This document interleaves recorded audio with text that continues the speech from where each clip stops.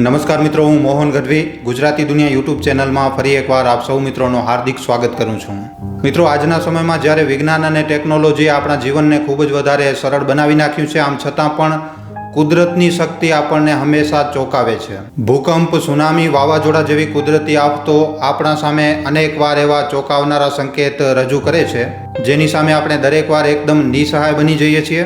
અને આવી જ રીતે તાજેતરમાં મિત્રો એક આગાહી ભારતના લોકોના મનમાં ભય ઊભો કરી રહી છે. ભારતમાં 30 કરોડ લોકો મરશે. હા મિત્રો, આ ભવિષ્યવાણીનો કેન્દ્ર હિમાલયની પર્વતમાળાઓમાં આવનારો એક સંભવિત ભૂકંપ છે. તો આજના આ વિડીયોમાં આપણે આ ભવિષ્યવાણીની હકીકત, આના વૈજ્ઞાનિક આધાર, સંભવિત પરિણામો અને આપણે આ આફતનો સામનો કેવી રીતે કરી શકીએ છીએ, આના સંભવિત ઉપાયો ઉપર આપણે ખૂબ જ વિસ્તારપૂર્વક વાત કરવાની છે. માટે વિડીયોને છેલ્લે સુધી જોવા તેમજ લાઇક અને શેર કરવા ખાસ વિનંતી. અને જો તમે આ ચેનલ ઉપર પહેલી વાર આવ્યા છો તો હમણાં જ ચેનલને સબસ્ક્રાઇબ કરી લેજો. તો ચાલો આજનો આ મહત્વપૂર્ણ વિડીયો શરૂ કરીએ. મિત્રો, હિમાલય જે વિશ્વની સૌથી ઊંચી પર્વતમાળા છે, આ માત્ર ખાલી પ્રકૃતિનો અદ્ભુત સર્જન નથી, પણ મિત્રો હિમાલય પર્વતમાળા એ ભૂકંપની દૃષ્ટિએ પણ એક ખૂબ જ સંવેદનશીલ જગ્યા છે. ભારતીય ટેક્ટોનિક પ્લેટ્સ યુરેશિયન પ્લેટો સાથે અથડાઈ રહી છે, જેના લીધે હિમાલયનો આ ક્ષેત્ર ભૂકંપના દૃષ્ટિકોણથી ખૂબ જ વધારે સંવેદનશીલ ક્ષેત્ર બને છે. વૈજ્ઞાનિકોના મતે ભારતીય પ્લેટ્સ મિત્રો લગભગ દર વર્ષે 5 સેન્ટીમીટર ઉત્તર તરફ વધે છે.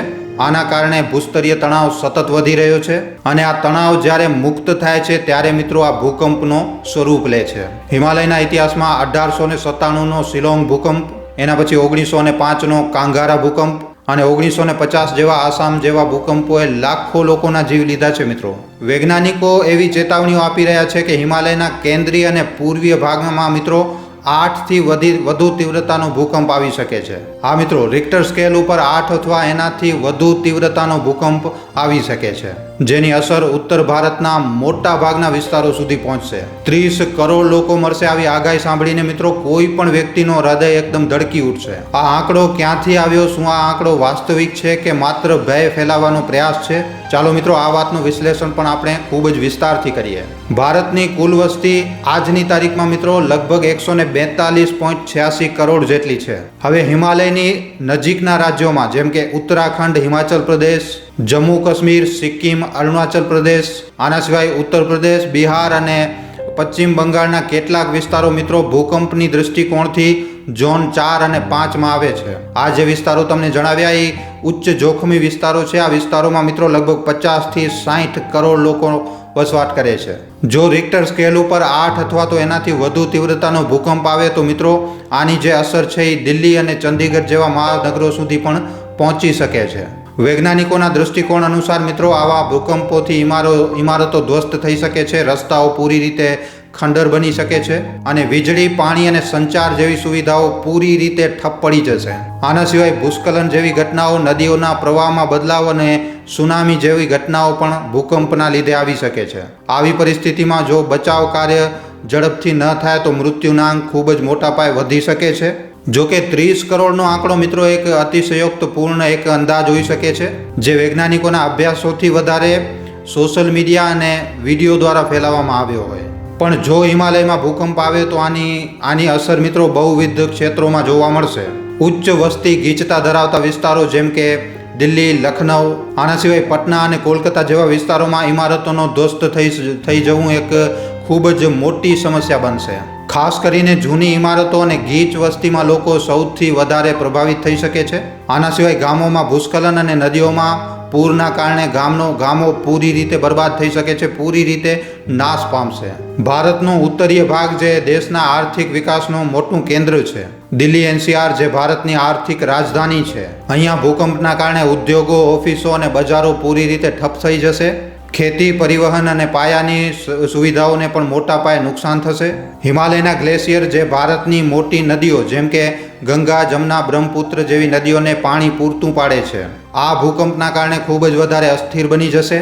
આનાથી પૂર, ભૂસ્ખલન અને પાણીની અછત જેવી સમસ્યાઓ મોટા પાયે સર્જાશે. આવી આફત લોકોના હૃદયમાં ભય, ચિંતા અને હતાશા ભરશે. 29.7%ની વસ્તી ગણતરીના અનુસાર ભારતની 68% જેટલી વસ્તી મિત્રો 15 થી કરી અને 64ની ઉંમર જેટલા લોકોની છે, જે દર્શાવે છે કે આપણી સંખ્યામાં મિત્રો યુવાઓની સંખ્યા ખૂબ જ વધારે છે. આવી પરિસ્થિતિમાં લોકોને આગળનો માર્ગ શોધવું ખૂબ જ વધારે મુશ્કેલ બનશે. ભારતે ભૂકંપ જેવી આફતોનો સામનો કરવા માટે મિત્રો કેટલીક તૈયારીઓ કરી છે, પણ આમ છતાં પણ કામ હજી ઘણું બાકી છે. ભારતે ભૂકંપ પ્રતિરોધક ઇમારતો માટે માર્ગદર્શિકા જારી કરી છે અને બચાવ કાર્યોમાં નેશનલ ડિઝાસ્ટર રિસ્પોન્સ ફોર્સનો પણ ગઠન કર્યું છે. જો કે આ સુવિધાઓ ગ્રામીણ વસ્તી સુધી ગ્રામીણ વિસ્તારોમાં પહોંચવામાં હજી પણ અછત ધરાવે છે. શહેરી વિસ્તારોમાં ઘણી બધી ઇમારતો ભૂકંપ પ્રતિરોધક નથી. ખાસ કરીને દિલ્હી અને મુંબઈ જેવા મોટા શહેરોમાં જૂની ઇમારતો ખૂબ જ મોટો જોખમ ઊભું કરે છે. નવી ઇમારતો માટે ભૂકંપ પ્રતિરોધક ધોરણો ફરજિયાત કરવામાં આવ્યા છે, પણ મિત્રો આનું પાલન હજુ પણ અપૂર્ણ છે. લોકોને ભૂકંપ દરમિયાન શું કરવું અને શું ન કરવું એની જાગૃતિ ખૂબ જ વધારે ઓછી છે. શાળાઓ, કોલેજો અને સમુદાયોમાં મિત્રો નિયમિત તાલીમની જરૂર છે. હિમાલયના ગામડાઓમાં પહોંચવું મુશ્કેલ છે અને બચાવના સાધનોની પણ અછત છે. આવા વિસ્તારોમાં ઝડપથી પ્રતિસાદ આપવો એ ખૂબ જ મોટો પડકારજનક કામ છે. ભૂકંપને રોકવું તો એકદમ અશક્ય છે, પણ મિત્રો આની અસરને જરૂર ઘટાડી શકાય છે. સરકારે જૂની ઇમારતોનું નવીનીકરણ કરવું જોઈએ અને નવી ઇમારતો માટે મિત્રો કડક ભૂકંપ પ્રતિરોધક ધોરણનું પાલન કરાવવું જોઈએ. જાપાન જેવા દેશો મિત્રો જે ભૂકંપ માટે ખૂબ જ વધારે સંવેદનશીલ દેશો છે, એમના ઉદાહરણોથી આપણે શીખી શકીએ છીએ. NDRF અને અન્ય બચાવ સંસ્થાઓની સંખ્યામાં વધારો કરવો જોઈએ. ગ્રામીણ વિસ્તારોમાં હેલિકોપ્ટર અને જલ્દીથી જલ્દી પરિવહન સુવિધાઓને વધારવું જોઈએ. ભૂકંપ દરમિયાન લોકોને ડ્રોપ, કવર અને હોલ્ડ ઓન જેવી ટેકનોલોજીનો ઉપયોગ કરીને લોકોને સરળ રીતે અને અસરકારક રીતે માહિતી પહોંચાડવાનો પ્રયાસ કરવો જોઈએ. ભૂકંપની આગોતરી ચેતવણી આપી શકે એવી સિસ્ટમોનો, એવી ટેકનોલોજીનો વિકાસ કરવો જોઈએ જે કમસે કમ લોકોને થોડીક સેકન્ડની ચેતવણી આપી શકે, જેનાથી ઘણા લોકોના જીવ બચી શકે. 30 કરોડ લોકો મરશે આવી આગાહી મિત્રો ખૂબ જ ભયાનક છે. આમ છતાં પણ આપણને એ યાદ રાખવું જોઈએ કે આવી પ્રકારની આફતોનો સામનો કરવા માટે આપણી ક્ષમતા પણ વધી રહી છે. ભારતની યુવા વસ્તી વધુ ટેકનોલોજીકલ ઇન્ફ્રાસ્ટ્રક્ચર અને આંતરરાષ્ટ્રીય સહયોગ આપણને આવી રીતની આફતો સામે લડવા માટે તાકાત આપે છે. ભૂતકાળમાં મિત્રો આપણે 2001માં ગુજરાતના ભુજમાં આવેલા ભૂકંપ અને 2004ની સુનામીથી આપણે ઘણું શીખ્યા છીએ. હિમાલય જેવા ક્ષેત્રમાં ભૂકંપની આગાહી અને એના લીધે 30 કરોડ લોકોની મૃત્યુ થશે. આ ચેતવણીઓ મિત્રો આપણને એક સંદેશ આપે છે. આપણે કુદરતની શક્તિનો આદર કરવો જોઈએ અને એનો સામનો કરવા માટે તૈયાર રહેવું જોઈએ. આ એક એવો પડકાર છે જેમાં સરકાર, વૈજ્ઞાનિક અને સામાન્ય નાગરિકોનો સહયોગ ખૂબ જ વધારે જરૂરી છે. આપણે ભયથી ડરવાની જગ્યાએ આને એક તકની જેમ લેવું જોઈએ. વધુ સારું શિક્ષણ અને સ્થાનીય ભવિષ્ય બનાવવાની તક. આજે લેવામાં આવતા પગલાં આપણા આવતીકાલના જીવન બચાવશે. તો ચાલો આપણે એક એવો ભારત બનાવીએ જે ના તો ખાલી આફતોનો સામનો કરી શકે, પણ એનામાંથી બહાર આવીને મજબૂત બની શકે. વિડીયોમાં આપેલી જાણકારી તમને કેવી લાગી છે નીચે કોમેન્ટ સેક્શનમાં લખીને જણાવવા ખાસ વિનંતી. જો વિડીયો પસંદ આવ્યો છે તો આ વિડીયોને ખાલી તમારા સુધી સીમિત ન રાખતા મિત્રો, તમારા મિત્રો સાથે, પરિજનો સાથે, વોટ્સઅપ ઉપર, ફેસબુક ઉપર, યુટ્યુબ ઉપર જેટલો બની શકે વધારેમાં વધારે આ વિડીયોને શેર જરૂર કરજો. તો આજના વિડીયોમાં આટલું જ. હવે આપણે મળશું ફરીવાર એક આવા જ નવા જાણકારીસભર વિડીયોમાં. ધન્યવાદ.